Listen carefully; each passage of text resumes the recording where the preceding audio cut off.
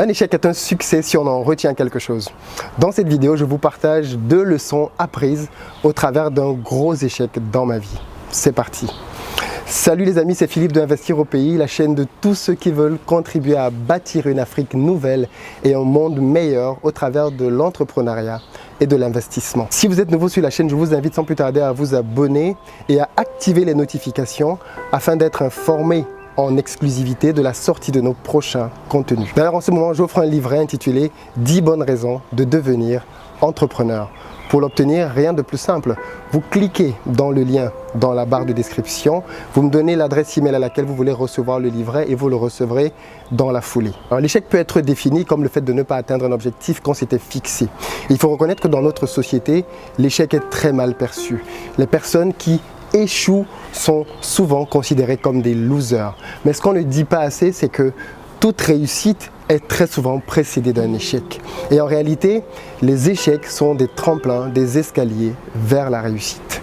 Un échec est une réussite quand on en retient quelque chose.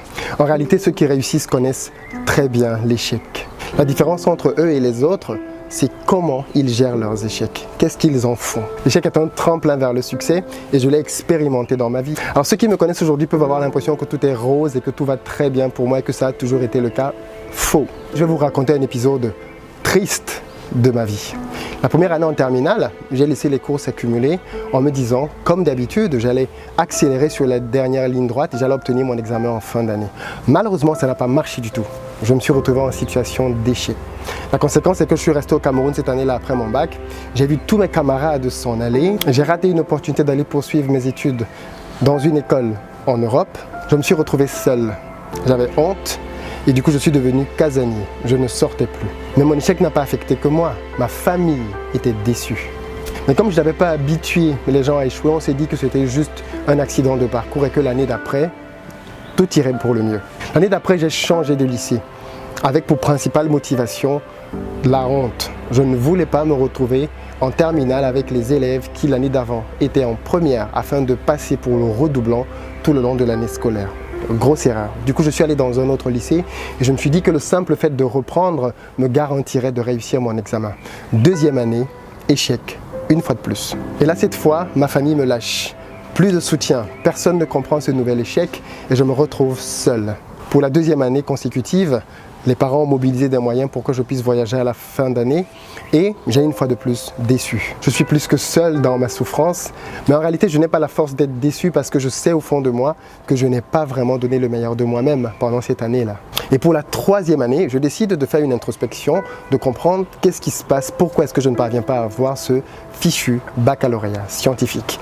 Et là je me rends compte qu'en fait j'ai de grosses lacunes en mathématiques pour un élève de terminale scientifique. Et il faut pouvoir les travailler. Du coup, pendant cette année-là, je vais travailler à combler mes lacunes en mathématiques, en physique et en chimie. Et au solde de cette année-là, je vais avoir mon examen.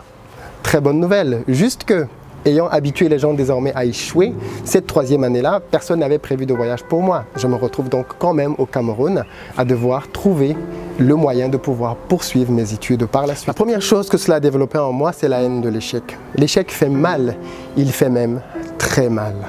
Surtout quand on s'est investi pour avoir un résultat différent. La conséquence directe a été que tout le long de mon cursus par la suite, je me suis donné les moyens de pouvoir réussir mes études.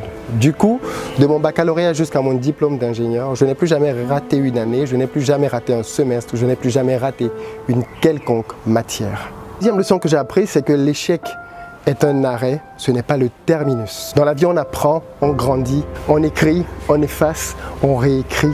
Prenez le cas d'un enfant. Pour apprendre à marcher, il doit tomber. Ça fait mal quand il tombe. Mais pensez-vous que parce qu'il est tombé, il a échoué? Bien sûr que non.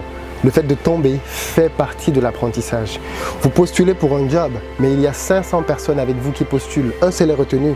Les 499 autres ont-elles échoué? Bien sûr que non. En réalité, les situations d'échec sont très nombreuses dans nos vies. Et l'échec devrait être considéré comme normal, comme un tremplin, comme un apprentissage. Mon message est de vous dire aujourd'hui, ne vous laissez pas abattre à cause d'un ou plusieurs échecs. Considérez que vous êtes en train d'apprendre à marcher. Reprenez le cas du petit enfant. Tomber est normal. C'est même nécessaire pour apprendre l'équilibre. Changez de méthode s'il le faut. Changez de collaborateur s'il le faut. mais n'abandonnez pas. Et pour ceux qui hésitent à se lancer dans une affaire, pour ceux qui ont peur de se lancer dans une affaire, parce qu'ils ont peur de perdre, peur d'être arnaqués, parce qu'ils sont dans le doute, essayez, lancez-vous, formez-vous, comblez vos lacunes, essayez, tombez, relevez-vous. Ceux qui sont dans le trou en ce moment, pour ceux qui passent par des moments difficiles, pour ceux qui sont prêts à abandonner, pour ceux qui ne parviennent pas à vendre leurs produits, ceux qui ne trouvent pas des clients, ceux qui ne savent pas comment percer dans leur marché, persévérez. Imaginez quelle serait votre vie une fois que cet obstacle-là sera franchi. En réalité, la différence entre vous et les autres est cette barrière-là. Cette barrière-là, tous les entrepreneurs la rencontrent.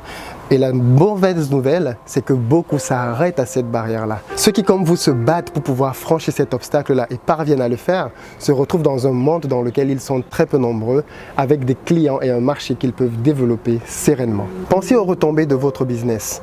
Quelles sont les personnes que vous allez pouvoir inspirer si vous parvenez à réussir? Votre famille, vos enfants, vos amis, des gens au plus loin dans le monde entier qui liront votre histoire et seront boostés. Pensez aux gens qui aujourd'hui sont dans le besoin et qui attendent votre solution. Pensez aux gens que votre produit va aider à pouvoir améliorer leur quotidien. Et pour ces personnes-là, pour vous, pour vos enfants, pour nous tous, battez-vous. Avez-vous déjà connu des échecs dans votre vie? Avez-vous peur d'échouer? Je vous invite à nous partager tout cela dans les commentaires. Nous arrivons au terme de cette vidéo. Et puis comme d'habitude, si elle vous a plu, plus que 3 choses à faire, likez, vous abonner et partagez. Si vous pensez que cette vidéo peut aider quelqu'un à surmonter des obstacles dans sa vie, alors n'hésitez pas à la partager. À très bientôt sur la chaîne.